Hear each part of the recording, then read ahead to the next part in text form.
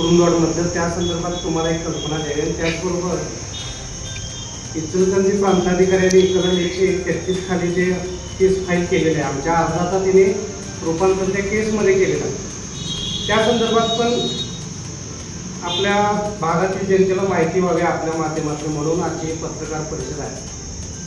पहिला मुद्दा आहे, एक मेचं जे आंदोलन आहे ते खरं तर ह्या पंचगंगा काठावर जी 11 गावातली नागरिक आहेत त्यांच्या हक्कासाठीचा तो लढा आहे.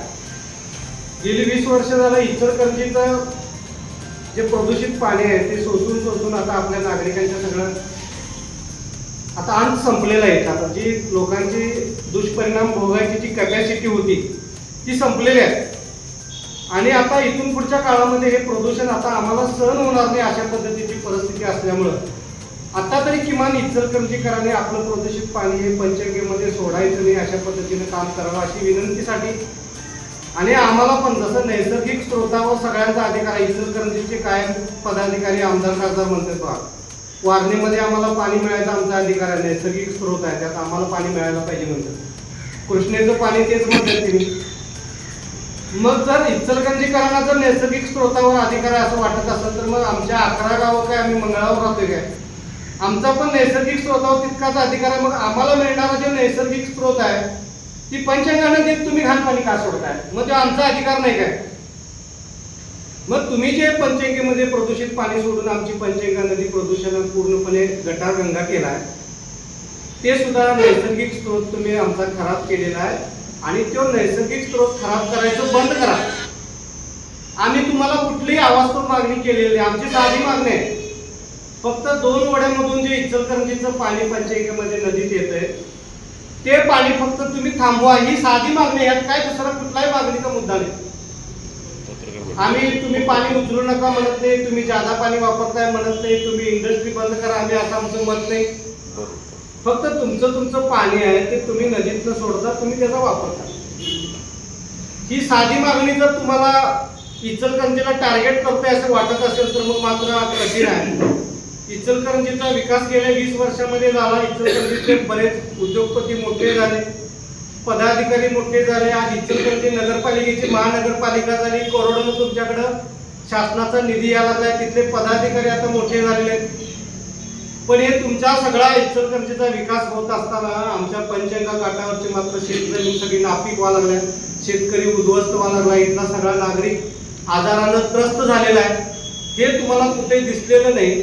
आणि आता आम्ही ओरडून सांगायला लागलोय बाबांनो बास करा आता प्रदूषण आणि तुमचं पाणी सोडू नका म्हटल्यानंतर तुम्हाला आता आम्ही टार्गेट करायला लागलोय असं वाटत असेल तर हा खरोतर विरोधाभास आहे आणि आमचा हक्क कुठंतरी डावलणार आहे.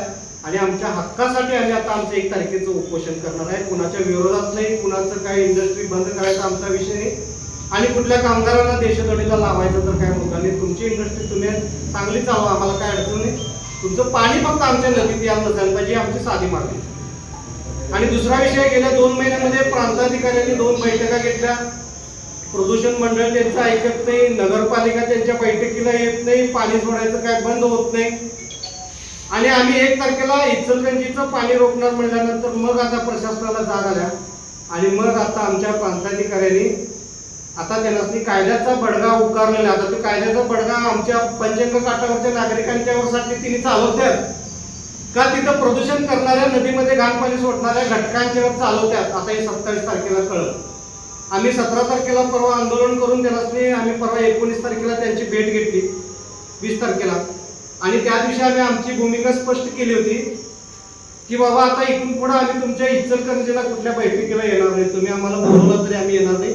तुम्हाला जर आमच्याबरोबर बैठका करायच्या असतील तर तुम्हाला कुरुंदवाडमध्ये यावं लागेल. आणि आम्ही प्रांताला स्पष्ट सांगितलं आता बैठका काय नाही, जर तुम्ही घाण पाणी आमच्या नदीत सोडणार असेल तर तुमचं चांगलं पाणी आम्ही थांबवणार. मग तिने वेगळ्या पद्धतीने यामध्ये ही सुनावणी लावलेली आहे.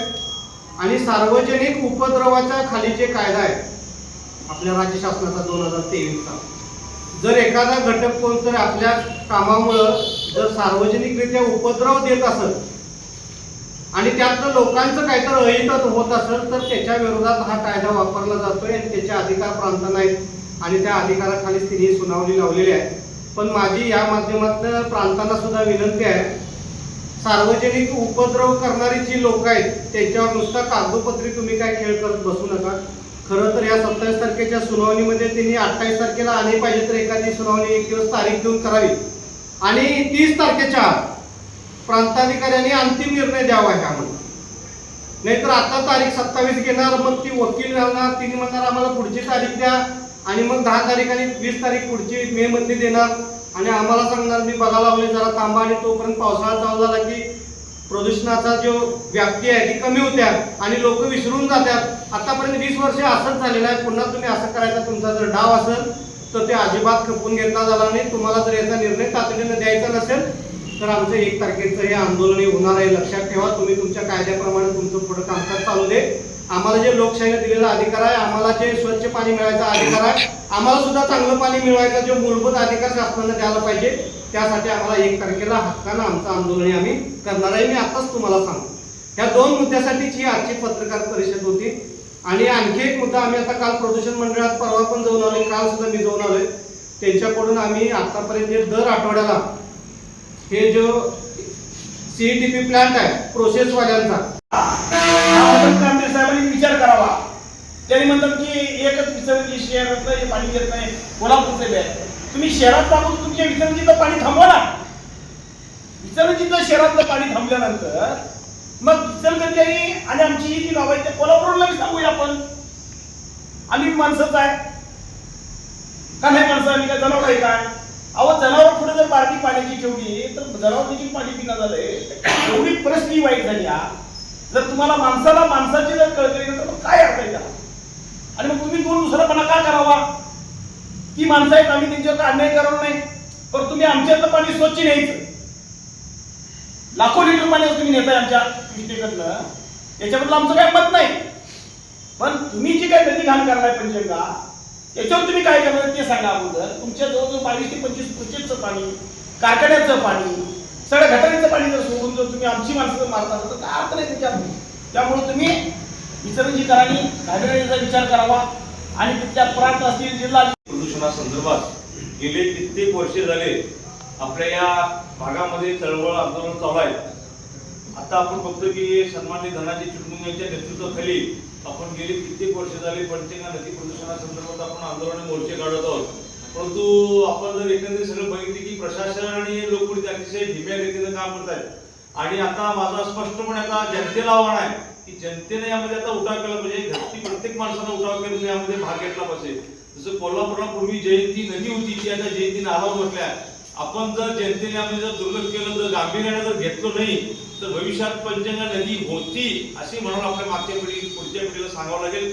त्यामुळे माझ्या जनतेला कळकळीचं आव्हान आहे की आपण यामध्ये सर्वांनी सहभागी व्हावं. आणि इथल्या लोकप्रतिनिधींना देखील अगदी माझं अगदी जाहीर आव्हान आहे की त्यांनी याकडे गांभीर्याने लक्ष घेऊन की यामध्ये पंचगंगा नदी प्रदूषणासंदर्भात आपण संबंधित खात्याला आव्हान देऊ, त्यामध्ये नदी प्रदूषण व्हावं. जेणेकरून आपण या चिरोड तालुक्यामध्ये बघतो की कॅन्सरचा प्रभाव अतिशय आहे की त्याचं मुख्य कारण कुठलं आहे याचा देखील शोध आणि संशोधन होणं गरजेचं आहे. त्यामुळं यामध्ये सर्व लोकप्रतिनिधी जनतेने सहभागी होऊन यामध्ये हा आंदोलन यशस्वी करावं. हे झाल्याने 1 मेला आम्ही